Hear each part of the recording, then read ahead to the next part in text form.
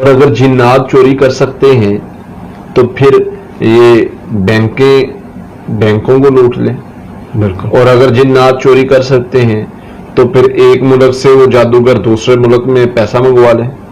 اگر جنات چوری کر سکتے ہیں تو پھر جو ہے وہ بندہ جادوگر یہ سڑکوں پہ کیوں بیٹھے ہوئے ہیں؟ یہ تو امیر ہو جائیں گے. یہ امیر ہو جائیں. سوال یہ ہے کہ ہم نے سمجھنا ہے کہ احادیث میں جنات کی چوری کے حوالے سے ہمیں کیا رہنمائی ملتی ہے. حدیث میں کیا بتایا گیا؟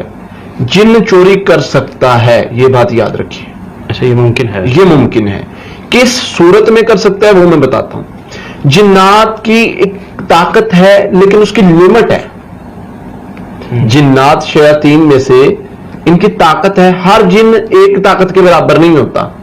جیسے انسانوں میں کچھ کمزور ہے، کچھ طاقتور ہے، کچھ ذہین ہے، کچھ کمزور ہے، کچھ جسمانی لحاظ سے طاقتور ہے لیکن ذہنی لحاظ سے کمزور ہے. یعنی کچھ بزدل ہے، کچھ بہادر ہے. یعنی اس طرح جیسے انسانوں میں کیٹیگری ویسے جنات میں کیٹیگری. کچھ علم کے اعتبار سے تھوڑے ہیں، کچھ علم کے اعتبار سے بہت زیادہ ہیں. اسی طرح جنات میں کچھ علم کے لحاظ سے تھوڑے ہیں، کچھ علم کے لحاظ سے زیادہ ہیں. ہزاروں میں سے ایک جن ایسا ہوتا ہے جو اس طرح کی چیز اٹھا سکتا ہے. اچھا، ٹھیک ہے. اور کچھ جن ہوتے ہیں جو مثلا نقصان پہنچا سکتے ہیں. کوئی چیز مثلا پنکھا بند کر دیا، لائٹ بند کر دی، کچھ وغیرہ وغیرہ. اور کچھ جن بہت زیادہ طاقتور ہوتے ہیں جو ایک جگہ سے کوئی سامان، کوئی چیز اٹھا کر دوسری جگہ لے جا سکتے ہیں. اور یہ لاکھوں میں، ہزاروں میں ایک جن ہوتا ہے کوئی اس طرح کا. ٹھیک. اب حضرت سلیمان علیہ السلام کا واقعہ دیکھ لیں. جب انہوں نے ملکہ کا تخت لانے کے لیے کہا کہ کون لائے گا، ان میں سے صرف ایک نے کہا تھا. سب جنات میں سے ایک نے کہا، صرف ایک نے کہا تھا قال عفریت من الجن. عفریت یا دو معنی کیے گئے عفریت کے. بعض نے کہا عفریت اس کا نام ہے اور یہ جنوں کا سردار یہ بڑا تھا. بعض نے کہا نہیں، عفریت سرکش. عفریت اسے کہا جاتا ہے جو بہت زیادہ تیز ترار سرکش ہو، جس مطلب سب سے زیادہ. اس نے کہا کہ میں لا سکتا ہوں. کتنی دیر میں لا سکتے ہو؟ اس نے کہا جی میں لا سکتا ہوں جب آپ کی یہ مجلس یعنی ختم ہوگی، یا مجلس ختم ہونے سے پہلے، یا جو میں لا سکتا ہوں. ادھر اللہ تعالیٰ فرماتے ایک انسان بیٹھا تھا جس کے پاس کتاب کا علم تھا. اب جن کی طاقت اور کتاب کے علم رکھنے والے انسان کی طاقت کا ہونے لگا ہے مقابلہ. اس نے کہا میں ابھی لاتا ہوں. یہ مجلس ختم تو بڑی دیر بعد ہونی ہے، یعنی صبح جو ہے اشراق کے وقت سے لے کے زوال تک مجلس چلتی تھی. کہا یہ تو بہت ٹائم ہے، میں ابھی لے کر آیا ہوں. آپ ادھر خطاب کر کے ادھر دیکھیں، یعنی آنکھ جم کے ادھر دیکھ کے، یعنی ادھر والے لوگوں کو سمجھا کے ادھر دیکھے تخت آیا پڑا ہوگا. انسان کی طاقت یہ اللہ کا قرآن بتا رہا ہے جس کے پاس کتاب کا علم ہے. یعنی جن کی طاقت سے اس کی طاقت بڑھ گئی. سارے جنات موجود ہیں، ان میں سے سب سے بڑا طاقتور جن یہ کہہ رہا ہے کہ میں تخت لاؤں گا لیکن لاؤں گا اتنی دیر میں. ادھر ایک انسان بیٹھا ہے جس کے پاس کتاب کا علم ہے.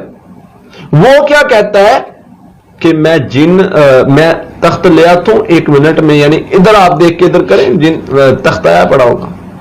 پتہ کیا چلا؟ انسان کی طاقت جنات کے مقابلے میں زیادہ ہے.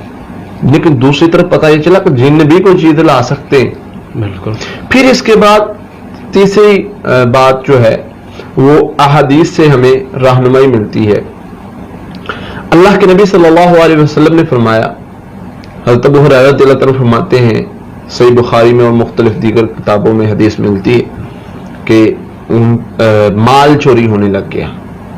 بعض روایات میں آتا ہے کہ مطلب پہلے دن انہوں نے پکڑ لیا. بعض میں آتا ہے کہ ان کا مال، ان کو غنیمت کے مال پر پہرا دار کے طور پر لگایا گیا لیکن مال کم ہوتا تھا. انہوں نے اللہ کے نبی صلی اللہ علیہ وسلم سے پوچھا تو کچھ نبی صلی اللہ علیہ وسلم نے بتایا. اس کے بعد یہ ہوا.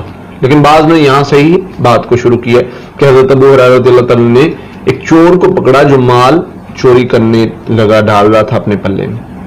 جب اس کو پکڑا اس نے پکڑ کر معافی مانگنا شروع کر دی, رونا شروع کر دیا, جی میں بہت بھوکا ہوں, میرا کچھ نہیں ہے, مر گئے, میرے بچے بھوکے ہیں, اپنی بھوک کا رونا شروع کر دیا.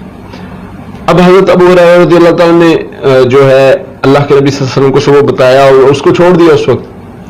اب دوسرا دن ہوا, اللہ کے نبی صلی اللہ علیہ وسلم میں ابو ہریرہ وہ پھر آئے گا. حضرت ابو ہریرہ رضی اللہ تعالیٰ نے جب دوسرا دن ہوا, اب یقین تھا کہ اس نے آنا ہے, دوسرا دن پھر پہرا دے رہے, پھر وہ آیا ہے, اس کو پھر پکڑ لیا, پھر اس نے رونا دھونا شروع کر دیا, مر گیا, بھوکا, یہ ہو گیا, بچے بھوکے ہیں, کدھر جائیں, کیا کریں کیا نہیں, اس لیے یہ کام کر رہا ہوں, لہذا مجھے معاف کر دیں. حضرت ابو ہریرہ رضی اللہ عنہ کو اس نے اتنا زیادہ مطلب کیا, اتنا زیادہ کیا کہ حضرت ابو ہریرہ رضی اللہ عنہ کو ترس آ گیا اور انہوں نے چھوڑ دیا.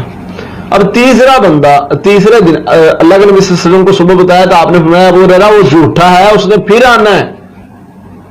اچھا اللہ کے نبی صلی اللہ علیہ وسلم آج جدی خیر نہیں. اب پورے یقین کے ساتھ کھڑے ہیں کہ آنا ہے تو اب میں نے پکڑ لینا, آج جانے نہیں دینا, آج اس کو باندھ لینا, اللہ کے نبی صلی اللہ علیہ وسلم کے سامنے پیش کرنا ہے.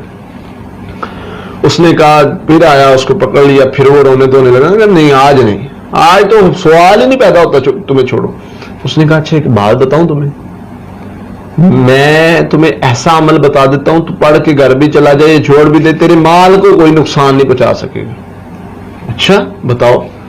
فرمایا اس نے حضرت ابو ہریرہ رضی اللہ تعالیٰ فرماتے ہیں کہ اس نے بتایا کہ تم آیت الکرسی پڑھ لیا کرو, آیت الکرسی پڑھ کے مال رکھو, تمہارے مال کو نقصان نہیں پہنچے گا. اللہ کے نبی صلی اللہ علیہ وسلم کے سامنے صبح حضرت ابو ہریرہ رضی اللہ تعالیٰ نے ذکر کیا.